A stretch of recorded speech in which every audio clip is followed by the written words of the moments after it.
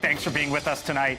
I'm Blake Burman. This is The Hill on News Nation. The massive search remains underway at this hour after deadly flooding in Texas. At least 104 people are dead, many still missing, including kids from a Christian girls' camp. Texas is grieving right now. The pain, the shock of what has transpired these last few days has broken the heart of our state. The children, the little girls who were lost at Camp Mystic. That's every parent's nightmare. Officials now warning potentially of more rain ahead. We are live in the state of Texas in moments. Also tonight and at this hour here in this town, President Trump meeting with the Israeli Prime Minister Benjamin Netanyahu at the White House. The president, by the way, vowing new tariffs as well. Plus, the White House on defense. Why did the Department of Justice walk back claims of a Jeffrey Epstein client list? What they're saying tonight. And Elon Musk says that he is launching a new political party. Is that realistic? I will show you how the country feels about that possibility.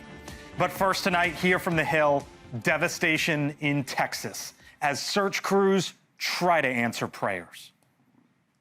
I need to tell my community and those families who are waiting, this will be a rough week. Primary search continues, and we remain hopeful every foot, every mile, every bend of the river.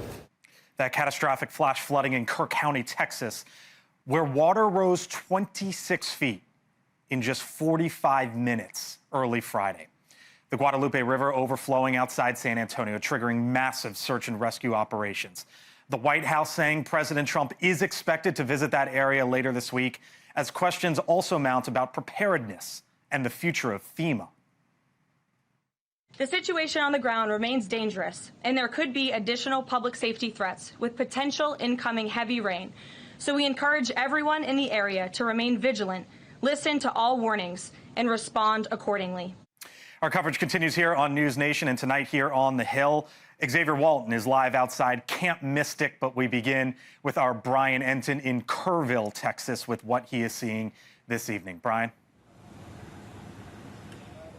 You mentioned the flood watch here, Blake. It's still a very, very big concern. Luckily, it's dry now, but there have been concerns about flash floods over the last 24 hours, which has people still very, very worried, especially after what they went through here. You can see all of this devastation behind me, Blake. These are people's homes. The homes and the destruction that you see here, but there's a lot that just floated away. I mean, there's just houses that are non-existent now, just a block from where I'm standing. This is so heartbreaking. There's a house that's just totally gone. All that's left is the concrete slab, and it was a mom, a dad, a 1-year-old little baby, and a 14-year-old boy. The mom, the dad, and the baby are still missing right now. There are search crews in the river in this area trying to locate them. The 14-year-old boy is in the hospital. So those are the kinds of stories that you hear out here. Of course, the 10 campers from Camp Mystic are still missing right now. They're having to go through all of these waterways. This is the Guadalupe River behind me, but it's a long process because they go through every tree, every little tree we've seen these search crews. They stand in a line and they go through everything because they don't know if someone may be hung up on one of the branches or in the mud or under a rock. It's a painstaking process, but it's what they have to do out here, Blake, to bring these families some sense of closure. Blake? Brian, as you've been, I've seen you on our air throughout the day, just sort of moving around there in Kerr County, and as you talk to families there and talk to rescue crews there, the common theme that you hear from them at 5 o'clock this evening in Texas is what? I hate to say this, but I think there was more hope yesterday that maybe they would find someone alive, clinging to a tree somewhere, on an island in the middle of the river, something like that. Today, I think it's setting in that, you know, this is going to be, this is bad. I mean, that the chance of surviving this at this point is not good. And when you talk to the first responders, I mean, they cry. I mean, these grown men cry when they talk about discovering these little girls' bodies. But there's such a I mean, they're on this mission to find 10 more because they know that's the only thing that's going to bring these parents some sense of closure to bring those girls back home to them. Our Brian Entin live tonight in Kerrville. Brian, thank you. One community, of course, at the center of the devastation is Camp Mystic, an all-girls summer camp located along the Guadalupe River in central Texas. And tonight, 27 campers and counselors are dead, 11 still unaccounted for. Serena Aldrich, the mother of 2 rescued Mystic campers, described her daughter's experience when the water started rising. Their counselor broke the window, counselors, and got them out the side, and they were right there at the base of God's mountain, and they climbed up. The water rose so high that it actually started to come into her cabin a little bit, not very much, but they were on what's called Senior Hill, and it just, I wish I could find a picture, show you a picture. The fact that the water got so high, it's just, I'm thinking Noah's Ark, honestly. Xavier Walton live for us now in Hunt, Texas, near Camp Mystic. That's about 120 miles or so from Austin. Xavier, I've been, just like Brian, watching you throughout the day and see that campsite behind you there. Blake, I'm not going to sugarcoat it. You know, there's certainly, since we got here this morning, there's been a heaviness in the air. Camp Mystic, obviously just behind us, and we actually, just before we came on with us, you know, there are children back there. This entire day, they've been clearing out some of those cabins, taking away some of those trunks from that area. Earlier, you were just talking about the rain and how much water was here in this area. To give you a really good idea, and this is a tremendous perspective, also extremely sad, extremely shocking. We believe that may be a bed sheet. Look how high that bed sheet is along that tree. Think about how high the water had to be for it to get all the way up there. And then as we pan this way to the left, you can just tell about this sheer force. All of these trees completely knocked over. We've been going back and forth between the town of Hunt and here to Camp Mystic. I can tell you this for sure. There is a trail of destruction all the way down the Guadalupe River, whether it is homes, whether it is cars just completely wrecked. I mean, up and down the Guadalupe River on each side. I know there's a canyon on one, but you start to see, you know, just debris everywhere, whether that's a car tossed like a toy, a canoe, or even beds hanging on, you know, massive trees, some 40 feet high up in the air. That's what it still looks like days after here outside of Camp Mystic, Blake. Xavier Walton there for us tonight. Xavier, thank you. Joining me now is the Texas Land Commissioner, Dawn Buckingham. Dawn, hello. It is nice to see you. Our audience knows that you were probably on this show, I don't know, every 6-8 weeks or so when you come into town here in Washington for whatever brings you here. And we talk about the issues of the day in your state. Your mom, as I understand it, lives in Kerrville. One of your closest friends, their niece is missing. This is personal for you, and I'm wondering how you are processing it. Yeah, you know, they found my friend's niece this morning. Fantastic. Unfortunately, not alive. Sorry, should have prefaced a little better. You know, in this particular family, they buried her father just over a year ago. So it's tremendously tragic for that family. Of course, my mother lived in Kerrville for a long time. My daughter went to Mystic. My son went to one of the camps adjacent where that camp owner was also lost. She was an amazing lady. So this is the tragic human loss. The sorrow is deep and it is severe. You know, this is an equivalent of 100 billion gallons of water, more than goes over Niagara Falls in one day, coming into a small canyon on a small part of a river. I think it just rose so fast. I think the things to be appreciated are the fact that, you know, the state was deploying resources before the storm hit, knowing that it was going to be bad, just not knowing how bad and exactly where. The local officials have done a great job. The Trump administration, Secretary Noem have been amazing. Everyone's been working together. The stories of heroism in the first few hours, people waking up to their neighbors screaming in the trees, rescuing them. So many thousands of people rescued. That's a bit of the bright light. But those poor families that are still waiting for the people that haven't been found, that is a tremendous heavy burden. But, Texas is a community. Yeah, what's needed at the moment, Dawn? As I mentioned, you are the land commissioner there in Texas. And I suspect that you will speak with President Trump later in the week when he heads there to that area. What's needed, and what are you going to tell the president?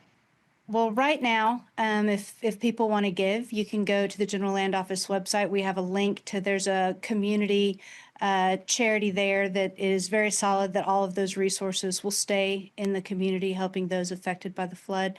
Of course, we're asking people through FEMA, now that the disaster declaration has come from Trump, we're letting them know that they can apply at disasterassistance.gov if they're in Kerrville. It's important for people to start documenting the damage. You do that through the Texas Department of Emergency Management at damage.tdem.texas.gov so that we can see what thresholds we meet for the federal government. For now, they're asking prayers and that people generally stay away. Hands are full.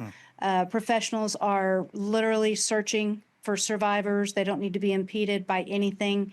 And then pretty soon, in a week or two, when those efforts really settle, we're going to need a lot of hands on deck, and we'll put that call out. But like I said, we're going to grieve as a community. We're going to rebuild as a community. But our hearts and prayers are with those parents for the moment. Dawn, as the land commissioner, and as you mentioned, FEMA, disaster recovery runs through you and your office. There's a question here in Washington about the fate of FEMA and the future of it, given that the president wants to slim it down and put the responsibility back into the state's hands. The White House was asked about that earlier today. I want to get your reaction on the other side. The president wants to ensure American citizens always have what they need during times of need. Whether that assistance comes from states or the federal government, that's a policy discussion that will continue. And the president has always said he wants states to do as much as they can, if not more.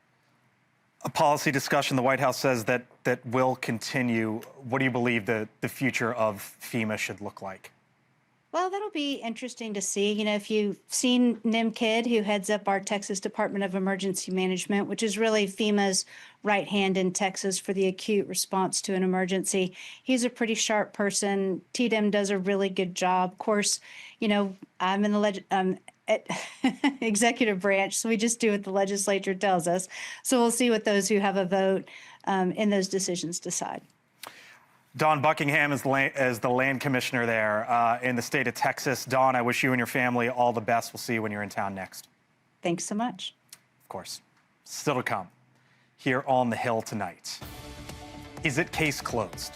The Department of Justice shuts the door on the Jeffrey Epstein investigation as they release the last known prison footage of him. So why the outrage, and why the outrage specifically from one side of the aisle? Plus, a live look at the White House in just minutes. President Trump will host the Israeli Prime Minister Benjamin Netanyahu. What's behind that meeting? And the America Party.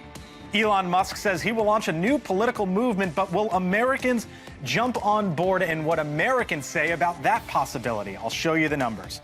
I thank you for being with us tonight here on The Hill. I'm Blake Burman. The other side of the break is 4 minutes away.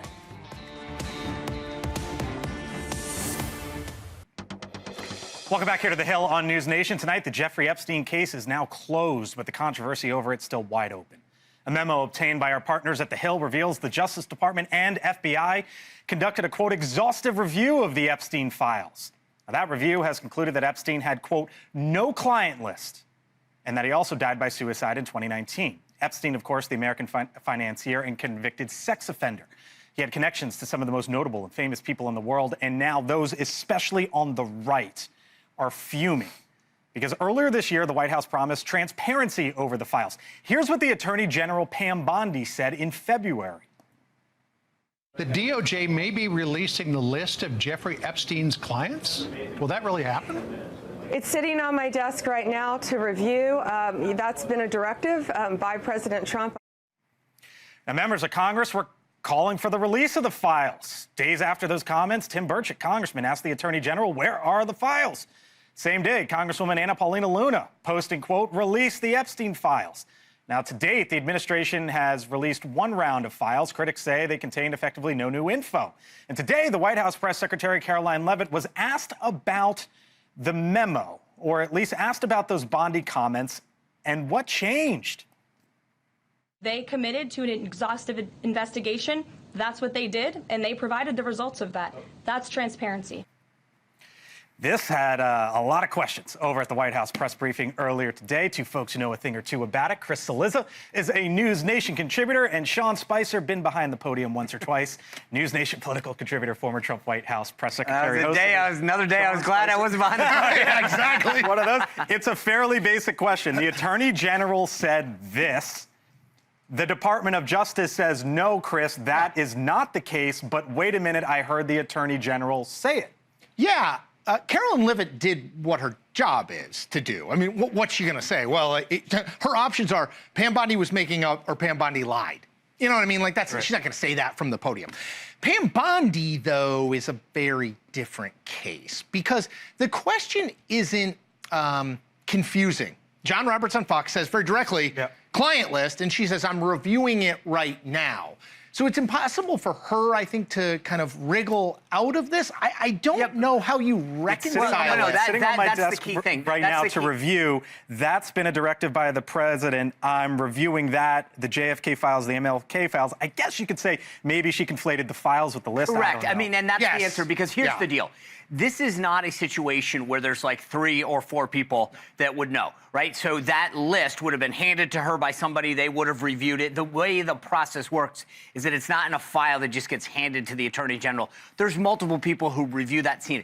Therefore, whether you're Kash Patel, Dan Bongino, or the Attorney General, you've put a lot of credibility on the line with that statement today. Yes. So if you're not telling the truth, and I don't think that's, I mean, Pam Bondi, Kash Patel, and Dan Bongino are not people that would do this. There's clearly, they understand the process. And from your point of view, there's some folks who are but I'm just saying that somebody in this town would blow the whistle within 48 hours and say, that's ridiculous. I'm the one who carried the list, or I know about the list. It's a big, if it's a misunderstanding, like if she thought the question was about, and look, we've all been on live television before. You're kind of listening while also kind of formulating your answer. I mean, I don't want to, I mean, that does happen. But it's a really unfortunate misunderstanding. If she basically thought the Epstein files what was being asked about, because that answer seems very, very and that's specific. where I think she would do herself a favor, out and just for clarity's sake, and say, look, when I was asked the question, I meant the case file was there, and I was reviewing the entire case file. Totally agree. When I looked at it, there is no actual list of clients, and that was what was missing. You know a thing or two about comms. Would you advise her to come out and try to clean it up? I think at this point, they've said what they're going to say, right? Okay. Caroline did it. Lock it up, move on. I hate to say it this way, but with the other news in the cycle between domestically what we're dealing with in Texas, Prime Minister Netanyahu at the White House tonight, I think that with the exception of some folks on the right, their own team, red on red, they can try to just plow through this. Okay. That would probably be the advisable thing to do right now, which I think they're going to do. Here's Elon Musk today. What's the time? Oh, look, it's no one has been arrested o'clock again. I think this hits at, Chris, what a lot of people hate about government is that they just don't trust it. Well, look, this is dog catches car situation. Okay, how so?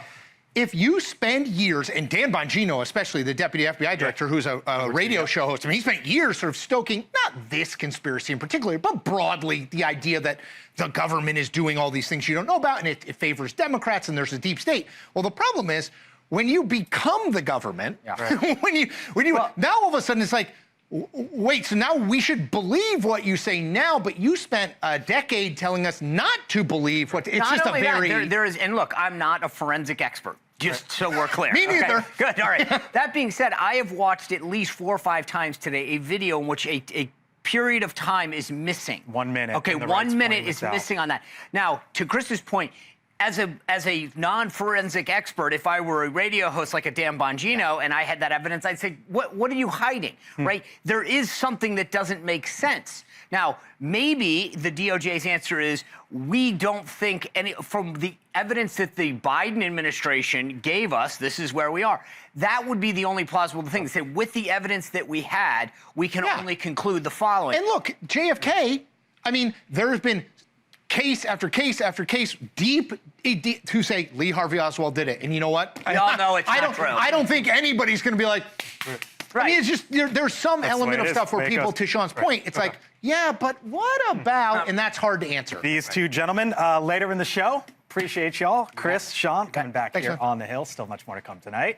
Live pictures over at the White House. Any moment now, the Israeli Prime Minister Benjamin Netanyahu will meet face-to-face with the president. What's going on there? And from friends to foes, Musk says he will launch the America Party.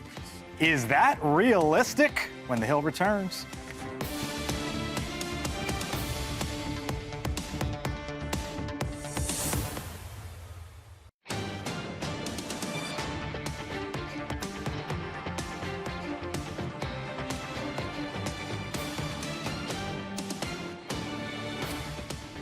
.30 right on the dot here in Washington. Also 1:30 in the morning in Tel Aviv as a major meeting is set to take place any moment now. President Trump, Benjamin Netanyahu, those two to sit down face to face and have dinner at the White House. It comes, of course, just 2 weeks after the commander-in-chief sent B-2 bombers into Iran to destroy that country's nuclear facilities, which then set off a ceasefire between Israel and Iran. Those two fired missiles, as we know, at each other for 12 days, with Israel trying to decapitate Iran's nuclear program. The talks also come as the White House is hopeful for a potential deal with Hamas, which still holds Israeli hostages. And elsewhere around the world, several other countries put on notice. The president publicly posting these letters right there to Japan, South Korea, and a handful of other nations, warning them to cut trade deals or else face increased tariffs. Our Kelly Meyer live tonight at a White House that's always busy, but about to get busier any moment now. Kelly?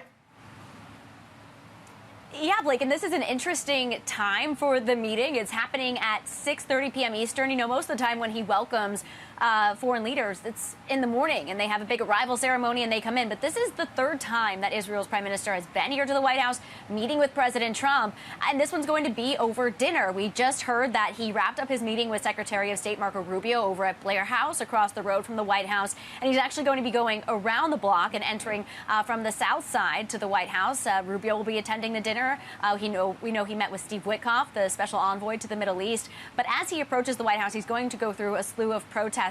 I don't know if you could hear them now, but I could hear them from where I'm standing here at the White House. Several outside waiting for Netanyahu there as he comes out to head into the dinner at the White House tonight. Now, for President Trump, he is hopeful that because of that momentum from the ceasefire between Iran and Israel recently reached, that he could now broker a new deal between Hamas and Israel and end the war in Gaza. That is what is really on the menu for his diplomatic plan here tonight at the White House, bringing him in for dinner. I wanted to play a bit more from what we heard from the White House press secretary today, and we'll talk more about this on the other side. The utmost priority for the president right now in the Middle East is to end the war in Gaza and to return all of the hostages.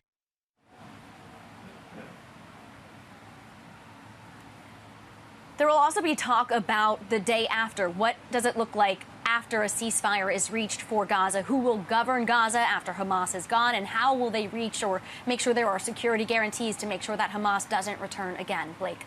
For Kelly Meyer, live tonight at the White House. Kelly, thank you. So the president's extension of the trade deadline announced today by the White House comes as he's been able to secure deals with the UK and Vietnam and of course, the back and forth with China. The White House press secretary Caroline Leavitt saying that the deadline extension, at least in their view, doesn't mean that things are off track.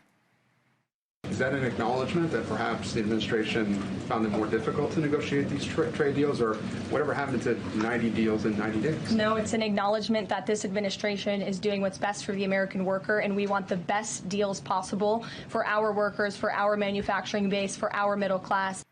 All right, look who's with me now. Mark Short, former legislative affairs director in the first Trump administration, chief of staff to the vice president as well. And with us also, Mick Mulvaney, former Trump White House chief of staff, News Nation contributor. Hello, gentlemen.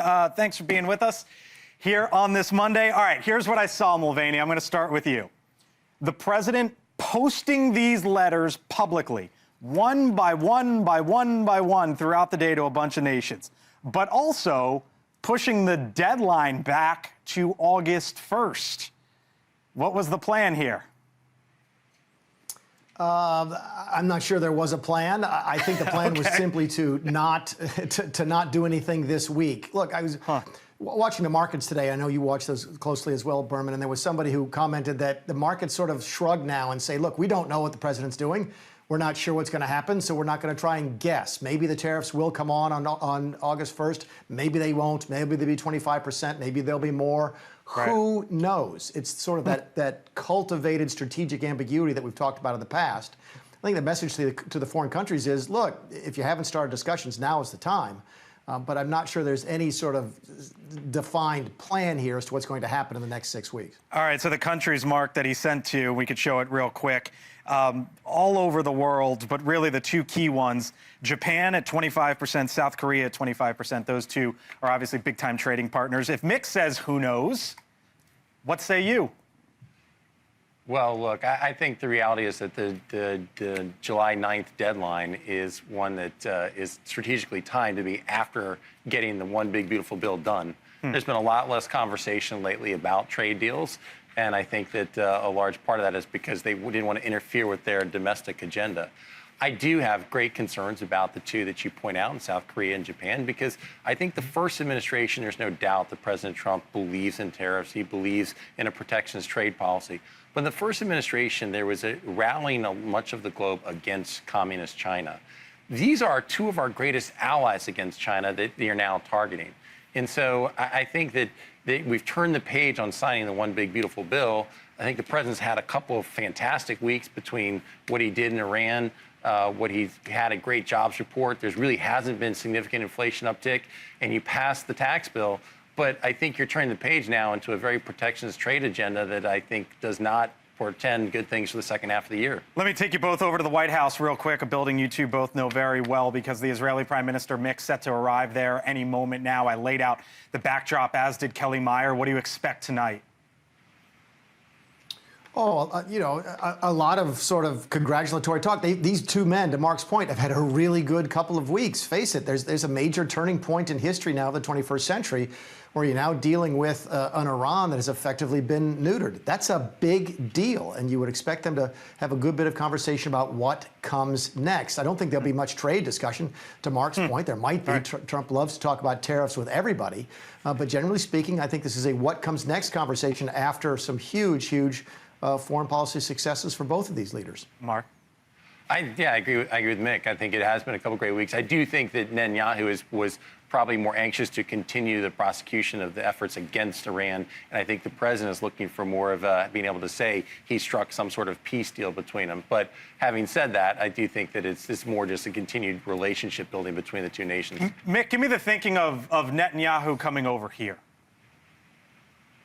FaceTime with the president counts. I don't care whether or not you're a foreign leader or a staffer in the building or somebody who opens the door. FaceTime with the president of the United States counts, and that goes for every leader or every president in my lifetime. So yeah, if you can have a if you ask to come visit and the president says yes, you take the meeting. Period. End of story. Any reason why they're not putting this on camera, Mick? Oh, who says they're not? Listen, there might be a camera appearance. You never can tell, right? I mean, never know, goodness gracious. Right? Exactly. All right, we'll leave it there. Mick Mulvaney, catch you tomorrow, live in person. Thank you, sir. Mark Short hanging around with us tonight here on the Hill. Still to come tonight, the president says he's a train wreck. But is Elon Musk actually on track by creating a new third political party? And what's the actual reality of this? Full panel, other side. I'm going to show you the numbers and break it down when the Hill returns. Next time you want to share that big story out of D.C., make sure it's from The Hill, because TheHill.com is America's most shared political news brand for a reason. Trusted, credible, nonpartisan. Visit TheHill.com today. All right, welcome back here to The Hill on News Nation. Pushing the idea of a third major political party in the U.S. is one thing. When the richest man in the world is doing the pushing, well, that's quite another. And then you get people talking. Elon Musk posting the idea of America's party, as he's calling it, and posting that to his own platform over the 4th of July weekend. Quote, by a factor of 2 to 1, he says, you want a new political party and you shall have it when it comes to bankrupting our country with waste and graft. We live in a one-party system, not a democracy. Today, the America Party is formed to give you back your freedom. That was the post. And then here was the president. I think it's ridiculous to start a third party. We have a tremendous success with the Republican Party. The Democrats have lost their way, but it's always been a two-party system. And I think starting a third party just adds to confusion. It really seems to have been developed for two parties. Third parties have never worked. So he can have fun with it, but I think it's ridiculous.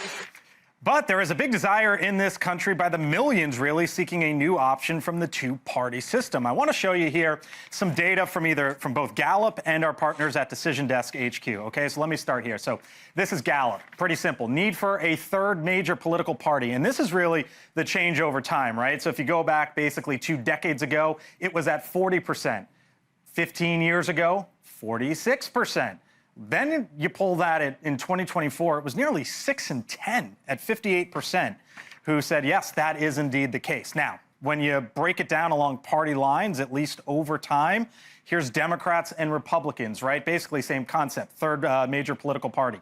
Democrats back in 2003, okay? It was basically a third said so, let's call it that. But fast forward to 2024, it was basically half.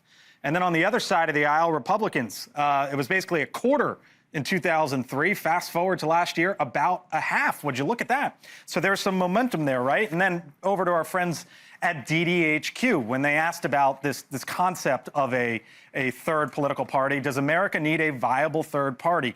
40% said, you know what? Yes, because we got to break the gridlock in this town and the gridlock in politics. Basically the same number on the other side, though, said, you know what? Good in theory, but in reality, it just doesn't work. Whereas about 1 in 6, 17% said, you know what? I'm happy with things the way they stand. Look at who I have around me today. Crystal is a News Nation contributor. Mark Short is the former Chief of Staff to Vice President Mike Pence. Yemisi Egbawali is a Democratic strategist. And Sean Spicer, News Nation political contributor. Hello to you all. Hey. Hello, Thanks for Blake. being here. Sean walked in, fired up, so you get to start.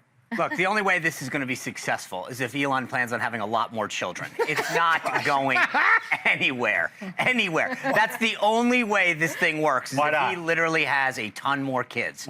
Say why. Give me the numbers, give me the data. Look, because it doesn't. Wanting a third party is like saying, would you like to go to dinner? And you go, sure, I'd like to go to dinner. Okay, well, where would you like to go? We can't afford this, or here's what we want. And so it's easy to start with that broad concept, right? But at the end of the day, it's about ballot access. It's about candidates. It's about an agenda. And that's where I think a lot of people are going to differ and say, I'd like a third party. Well, would you be more conservative? Would you be more liberal? What issues do you stand for? What's the plan? How do you, all of those things matter. It's like any other business, Blake, where you say, I'd like to build a really successful product. Me too. They go, okay, what does that take? I first met you in 2015, I believe, out on the trail. remember. Yes, I know you remember. Talk to me about infrastructure, though, and actually setting this up. Well, look, I mean, you've got a ballot access issue, and the two parties make it very difficult for third parties or any independent candidate, for that matter, in many jurisdictions to even get on the ballot. So you got Elon Musk and his money. That's a great start. But then you got to get somebody to run on that line, and you go, okay, what is it that they stand for? And does a person in Connecticut agree to the same principles as the person in Arizona? And what will they do if they get in? And I get what he's trying to do, is to say we want maybe 10, 15 people in the House that become this deciding block. But what are those key principles that they're behind? He's been rallying about the spending and the deficit. Is that the main focus that he wants to get these people on board? Those are called Republicans, or traditionally were. Right? So who are those people? How do they get recruited? Why do they want to stay on? I mean, again, and then why wouldn't they be co-opted? Because how are they going to get a committee? They got to go to one of those two parties if they get elected. It just doesn't. So you've spent time up on the Hill a lot. You've worked up there. Is it realistic, to Sean's point, to let's just call it, say, a dozen, to get them elected up onto the Hill and really shake things up?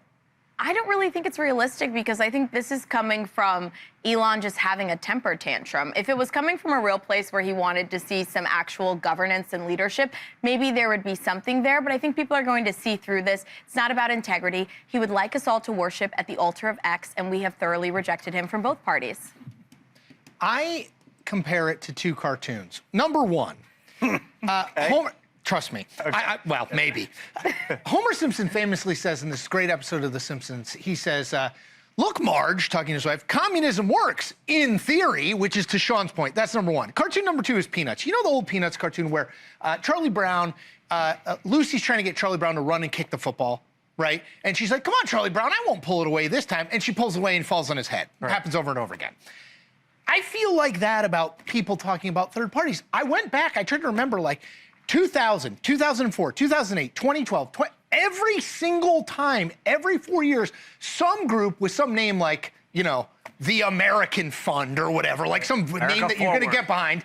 You're like, oh, this sounds good. We're going to do it. We're going to get ballot access, and then we'll get the candidate. We're going to get the candidate, and then we're going to get ballot access. And it never, ever works. Donald Trump ran for the Reform Party nomination in 2000, and he ended up having quite a lot of political success. I'm not going to disagree with the panel about, I think, Elon's prospects here to get people elected. Having said that, I do think he can serve a very important service if he actually brings attention to $36 trillion in debt. Because, frankly, neither party feels I'm for that. I would love it. I'm not saying you're against it. I'm simply saying, one second. but I do think if he can actually contribute that to the national conversation, that is a helpful Totally agree with contribution. that. Right. 100%. But aren't words cheap in a sense? Because there is this national conversation, and I just watched your side of the aisle hike the debt ceiling by $5 trillion. That's my point, is that neither party is actually dealing with it. And so if he actually is able to contribute to that, he could doge on his own. But yeah, I mean, he's got the resources to make sure it's part of the conversation. I don't think he can get people elected, but if he forces Republicans and Democrats to actually begin to address it, that would be a contribution. And to that point, like Ross Perot did force, you know, 92 especially. 19%. He got 19%, which is the most 43%. successful since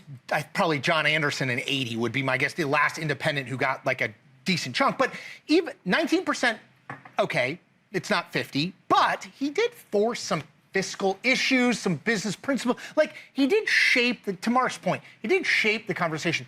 I think I at least, focus on, like, can you win? Right. Now, which is baseline for politics, but there is something to be said of, like, if you are the richest man in the world and you decide you really want to care. I mean, Pete Peterson has done some good work on debt stuff, but he's not the... That foundation is not the figure that Elon Musk is. It can be done. Here's what I look at, Yemisi. Rise of independent voters. Again, this is another data point. It was 31% back in 2004. Tick forward 2 decades, it's at 43%. So that middle is... Oh, Sean's shaking his head at me already. I haven't even finished my thought. But there is that middle growing, and I started off the segment showing you all the other folks who said, yeah, I love this in theory. Is Elon in the middle, though? I actually don't know where he stands in all of this, and I don't think he's made that very clear where he stands. If he wants to pull Democratic voters, well, that's never going to happen after what he did with Doge. The only thing he can pull from is from the Republican side, and I think that they're pretty much in the camp of Donald Trump. So I find it fascinating. They're both shaking their head at this concept. This is hold on, this is ex-Biden White House, ex-Trump White House, and you're both in agreement. And I guess that brings the question, did he actually hit on something?